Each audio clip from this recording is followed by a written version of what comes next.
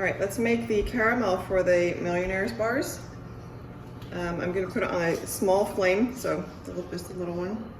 We don't want it to go too fast. Better to go too slow. If you overheat your caramel, then it's gonna go grainy. So we can mix all the ingredients in the pan. We've got our butter, we've got our sugar, the golden syrup, or if you're using corn syrup or glucose, that will work as well. Our whipping cream, and some sweetened condensed milk, which is right here. A whole can of it.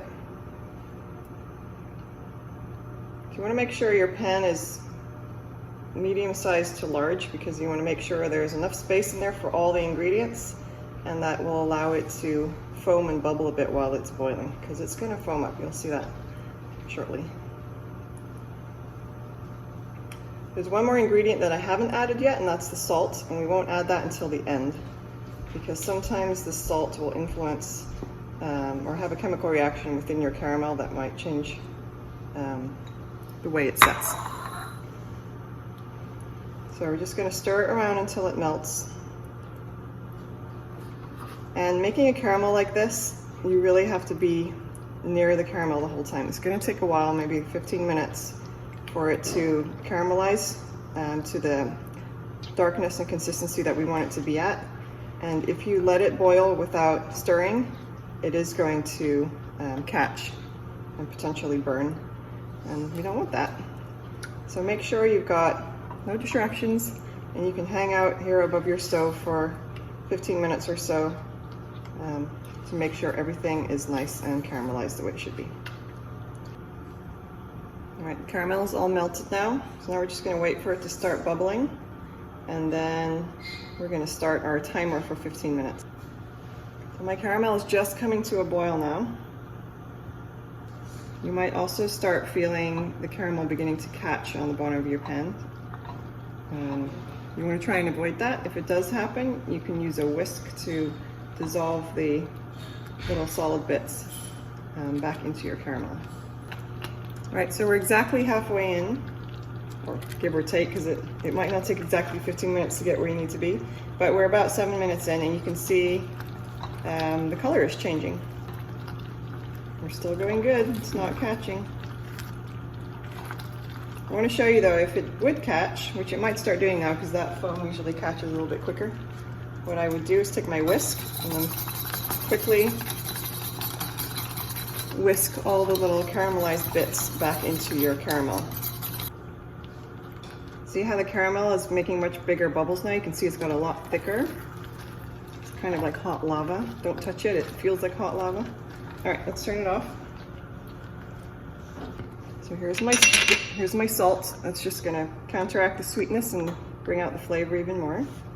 Just using regular table salt. All right.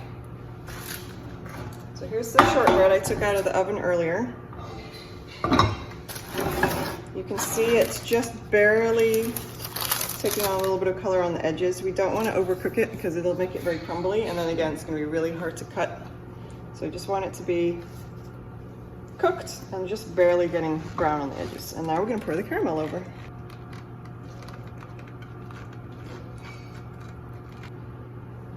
And then I'm just going to tilt the pan to get caramel into all the corners. There we go. We want it to be cooled down to room temperature before we put our chocolate on. Really make sure it's cool, because otherwise your chocolate is not going to set, especially if you're tempering it. It's going to make a big mess. So I like to leave it overnight and do the rest the next day. So I've chopped up 150 grams of chocolate pretty finely. I'm going to put it over a pot of simmering water. I'll turn that down. You don't want the water to touch the bottom of the bowl because you're not trying to boil the chocolate. You're just trying to heat it from below. So put it on there. And what we're going to do is mix it until it melts. And we have, in order to temper the chocolate, we have some specific temperatures we need to get the chocolate to in order to change the chemical composition in such a way that it will crystallize the way that we want it to. I have a little thermometer here, probe, and I'll just put the probe in here while I'm mixing. And it's better to do this slower than faster. If you overheat the chocolate, it's going to go grainy. And if you go slower, then it just takes longer, which is fine. And we're going to melt the chocolate to between 46 and 48 degrees Celsius, or 115 and 120 Fahrenheit. So I've set the alarm on my thermometer. Then what we're going to do after that, once it's melted completely, we're going to take it off the heat and keep stirring it with some seeding chocolate. Basically 50 grams of the 200 grams that I'm melting of the chocolate chopped up, and it hasn't been melted with this. This is just 3/4 of it. So you want to keep 1/4 in a bowl for later. Oh, there goes my alarm. We want to get it down to 31 degrees Celsius or 88 degrees, sorry, 32 degrees Celsius, 89 degrees Fahrenheit. And we're going to do that by adding the seeding chocolate. So I chopped this nice and fine. The finer you can get it, the more evenly it will melt. I'm going to plop that in there.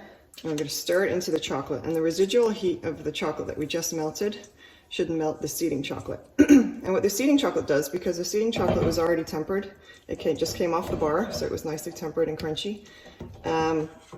It basically teaches the melted chocolate how to recrystallize back to the way we want it to go. So it gets that nice snap if you bite into it. If we don't seed it, we just melt it and pour it onto our Millionaire's bar. What will happen is that it will never set the way a commercial chocolate bar would, because it's not crystallized the way we want it to. It doesn't have that rigid crystal structure that we need in order to get that nice firm snap. It even changes the, so not just the texture, but it even changes the flavor a little bit, I think. So see the consistency we have now? We're now at 32 degrees Fahrenheit. So it's a little bit runnier. Don't let it go over 33 because we'll break that structure that we made. So here's our Millionaire's bar from yesterday. Let's put it right here so you can see it. And it's sat overnight, so it's not warm anymore at all. It's completely at room temperature. So when we're using the chocolate mixed with the cocoa butter, it'll flow a little bit easier. You can just kind of do this. It's a little harder when you don't have the cocoa butter in there.